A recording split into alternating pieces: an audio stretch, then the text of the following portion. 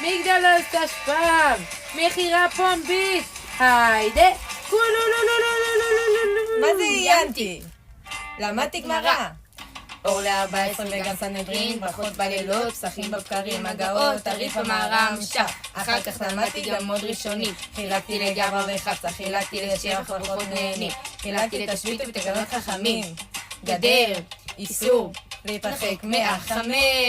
סיימתי שוב פרק נוסף, עשיתי חברותה עם רבינו אסף. כשהגיע סופה שיצאתי אמרו, אל תוותרי עליו נשמע חבל. איך החברותה אמרה לי צריך עוד עיון, וואלה אני לא רציתי, אמרתי לא מסכת אפילו לדף, אני את שלי? עשיתי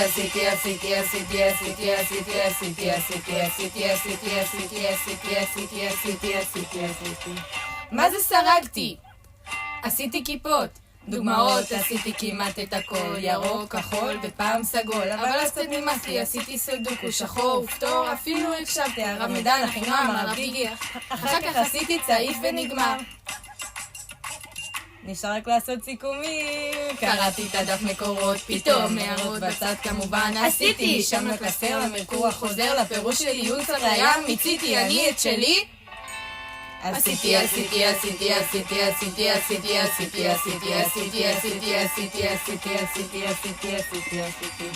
מה זה סגרתי? עשיתי שבת, מתחילים ב50, ניקיונות בישולים, במטבח כל הלילה, סירים וריקודים, טיש, אפטר, גילויות נהנועים, הרמתי הגדה, עשינו מעגלים, עשיתי קידוש וגם דר תורה, רק הפרס בקטנה, בכלל לא חידשתי, ואם יש סליחה מרימון ותהילה, אז וואלה פר טיילתי. סבבים, שאלות על החיים, שליפה, עריכה, פטפוט, מרק מלוח ומנחה, אבל את התורנות שלי לא עשיתי, אבל עזוב אותך עכשיו.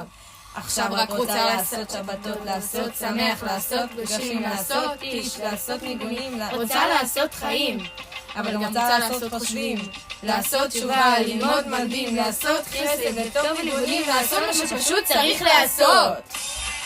היידה, מכירה פומבית של הלפני. כן, כן.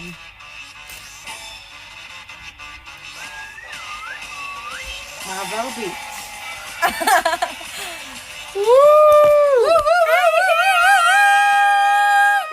תודה שבאתם.